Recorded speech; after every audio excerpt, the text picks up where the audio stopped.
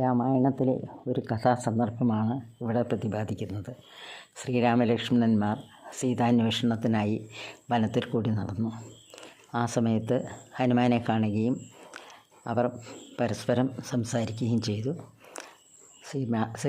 ശ്രീരാമലക്ഷ്മണന്മാരെ സുഗ്രീവൻ്റെ അടുത്തേക്ക് ആനയിക്കുന്നു. കഥകളൊക്കെ പറയുന്നു. ഉടനെ തന്നെ സുഗ്രീവൻ ഒരു പൊതി എടുത്തുകൊണ്ട് വന്ന് ശ്രീരാമൻ്റെ കയ്യിൽ കൊടുക്കുന്നു. ഇത് അങ്ങയുടെ സീതാദേവിയുടെ ആഭരണങ്ങളാണോ എന്നൊന്ന് നോക്കൂ. ഒരു ദിവസം ഞങ്ങളവിടെ ഇരിക്കുന്ന സമയത്ത് ഞങ്ങളെ കണ്ടുകൊണ്ട് തേരിൽ നിന്ന് ഒരു ദേവി എറിഞ്ഞു തന്നതാണ് ഇങ്ങോട്ട് എന്ന് പറയുന്നു.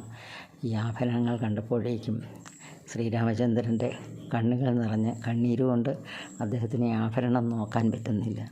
ഉടനെ തന്നെ ലക്ഷ്മണനോട് പറഞ്ഞു, കുമാര, ഇത് നിൻ്റെ ജ്യേഷ്ഠത്തിയുടെയാണോ എന്ന് ചോദിച്ചിട്ട് 2 വളകൾ എടുത്ത് കാണിച്ചു. എനിക്കറിയാൻ പാടില്ല ജ്യേഷ്ഠ എന്ന് പറഞ്ഞു. ഉടനെ തന്നെ അങ്കുലിയും കാണിച്ചു. ഇതും എനിക്ക് മനസ്സിലാവുന്നില്ല എന്ന് പറഞ്ഞു. ഉടനെ തന്നെ പാദസരം എടുത്ത് കാണിച്ചു. ഇത് ജ്യേഷ്ഠത്തിയുടേത് തന്നെയാണ് എന്ന് പറഞ്ഞു. അതെങ്ങനെയാണ് എനിക്കിത് മാത്രം അത്ര അറിയാവുന്നത്? കാരണം ഞാനെന്നും പാദ നമസ്കാരം ചെയ്യുന്ന സമയത്ത് ഞാൻ ഈ പാദസരം ശ്രദ്ധിച്ചിട്ടുണ്ട്. ഒന്നാലോചിച്ച് നോക്കൂ, ജ്യേഷ്ഠത്തിയെ അമ്മയായി കാണുന്ന ആ സംസ്കാരത്തിൻ്റെ പ്രതീകം നമ്മളുടെ ലക്ഷ്മണകുമാരനെ നമുക്ക് പുരുഷോത്തമെന്ന് തന്നെ വിളിക്കാൻ പാടില്ലേ?